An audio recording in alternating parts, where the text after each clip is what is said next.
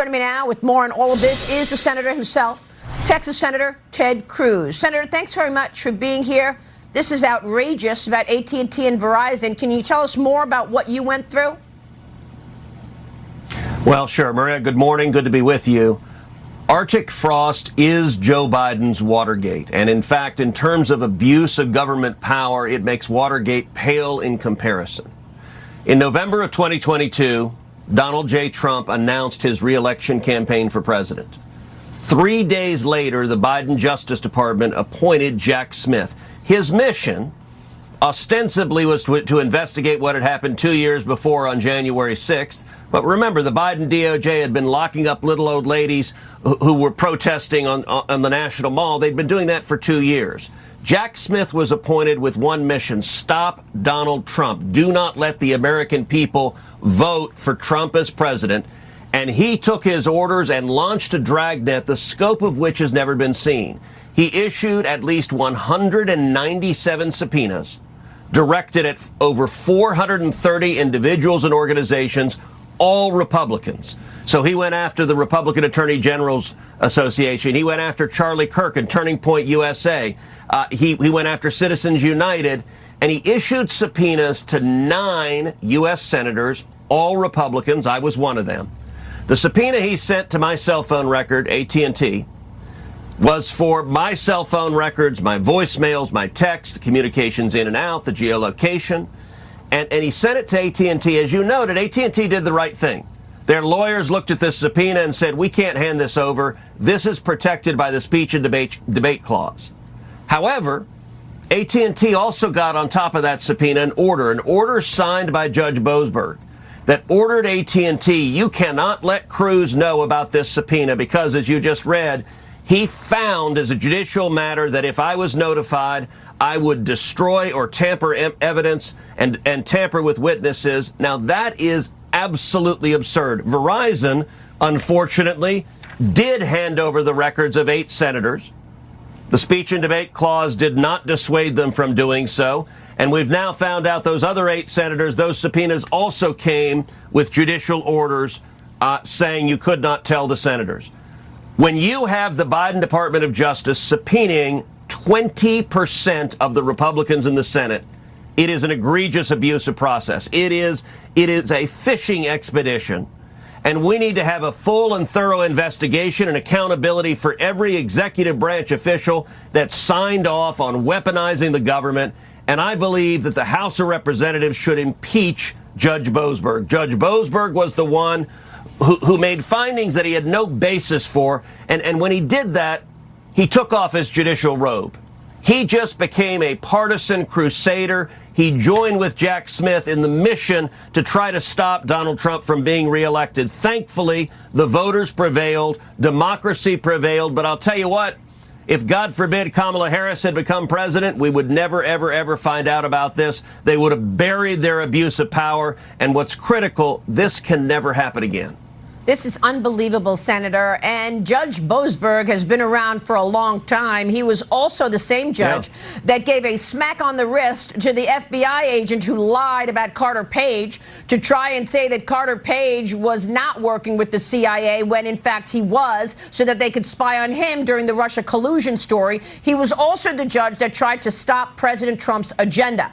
Now, Verizon sent a letter to Senator Chuck Grassley, and they said, nonetheless, with the benefit of hindsight and informed by Verizon's discussions with Senate leadership, going forward, we are going to make changes to our practices. Are you surprised that Verizon just gave up the goods and then didn't tell the senators that they were being tracked for a year, just as Judge Boasberg and Jack Smith wanted? Yeah, look, I am surprised that Verizon did that. They actually sent Verizon a subpoena for me as well for my office phone, for the landline that sits in my Senate office phone in Washington, D.C. And Verizon responded they didn't have records on that one, so they didn't comply with the subpoena that was sent to Verizon for me. Look, I'm surprised. I worked very closely with Verizon, and their handing over the records is not conduct I would expect of them. I think they're feeling understandably that there are a lot of senators who are really unhappy that Yes, of course. Verizon did not more vigorously protect their privacy. You know, AT&T is a good Texas company based in Dallas, Texas, I'm proud of AT&T for affirmatively doing the right thing. They went to their legal counsel, and the legal counsel said, look, speech and debate protects this. We're not going to be part of this partisan fishing expedition. That was the right thing to do, and I think there's a very real possibility you're going to see Congress act to change the law to prevent. We don't want either party being able to do this and just surveil the opposing party. Of course. Real quick, Senator, before you go, are you going to have to give on the Obamacare subsidies? No, the Democrats will collapse entirely. Okay. Senator, thanks very much for being here. Wonderful to speak with you. Senator Ted Cruz. We'll be right back with the CEO of NVIDIA. Jensen Huang is here next. And were you shocked when the FBI released that 9 senators were being surveilled? Yes. I didn't. What was that all about? Was it January? We had a Attorney General Bondi before us today in Judiciary Committee. Professor, she didn't know about it. In fact, Chairman Grassley found out about it from a whistleblower. They had hidden the documentation. Apparently, Mr. Smith, Jack Smith, the special counsel, went to the telephone companies and got them to turn over the phone records for 8 sitting United States senators. We don't know how. We don't know why the telephone companies cooperated with Mr. Smith. We don't know if Merrick Garland knew about it. I'm not saying he did or didn't. We don't know if FBI Director Wray knew about it. We don't know if the White House knew about it. But by God, we're going to find out. Yeah. And this kind of weaponizing of the FBI and the Justice Department has just got to stop. And it when I found out about it, I heard about it on the news, and I said, "This is satire. Can't be true." I didn't believe it either. Can't be true. It took my breath away. Yeah. And I'm prepared. Now the FBI is investigating, but I made it clear in committee today. I'm not going to sit here and wait 24 months for them to issue a statement. I want to hold hearings. I want to get Jack Smith in front of the Judiciary Committee. I want Merrick Garland to come in front of the committee. I want Chris Wray in front of the committee. I want to know who authorized this fishing expedition for 8 Republican senators and what the basis of it was and why they did it and how they picked these senators and why didn't they tell the senators and why did the telephone companies just go along.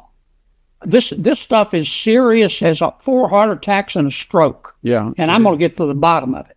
We'd seen a little bit of it with Obama when he surveilled, you remember the phone records of AP reporters? Oh, yes. And then we had John Brennan lie to the Senate and say that the CIA had not surveilled the staff computers of Senate aides. And then he apologized, I guess, for perjuring himself.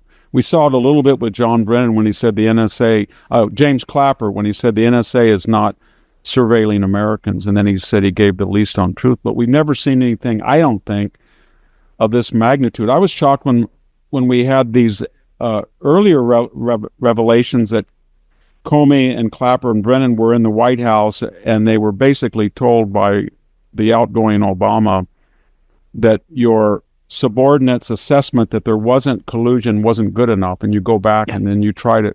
But this is a whole new level. That's what's scary about it. Well, the hits just keep on coming. I mean, it just keep on coming. It's breathtaking to me that the FBI actually issued a memo to have the FBI target Catholics, for example. Yeah. Based on pressure that the teachers' unions put on the White House, the FBI and the Justice Department decided to target parents at school board meetings. I mean, and all of this, most of this stuff came out through a whistleblower. We don't know what else is over there. How do you stop it? I mean, during Watergate, they went after. I think they indicted 30 people, but I don't see all these people being indicted. Do you? Well, no, but Mr. Comey, of course, has. Yeah. But if I were Mr. Jack Smith, and I don't have any inside information, but if I were he, I would, I'd go call 1-800-lawyer right now. I'd lawyer up because this is serious as an aneurysm. I mean, he went. I don't think he had a federal court order either, but I don't know, but maybe he did.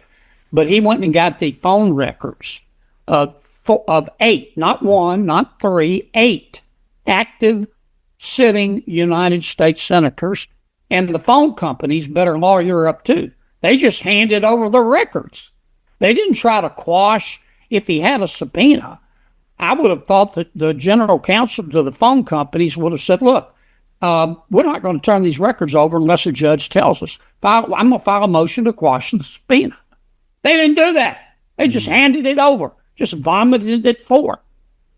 They're going to have to answer some questions too. And my guess is, I don't know it for a fact, but these 8 senators, they're going to file civil lawsuits against everybody involved, including the phone companies.